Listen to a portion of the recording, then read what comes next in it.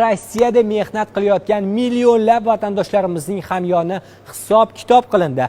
Rossiyadan musofirlarning qora qozoni qaynashiga jiddiy ta'sir qiladigan yana bir sovuq xabar keldi.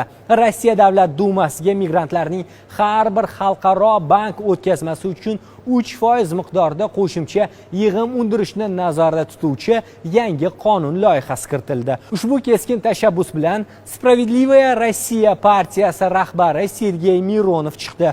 Uning iddaosiga ko'ra, Rossiyadagi migrantlarning aksariyati go'yoki soliq to'lamaydi. Biroq mamlakatdan ulkan miqdordagi mablag'larni chiqarib, Markaziy Osiyo davlatlari iqtisodiyotga yo'naltirilmoqda.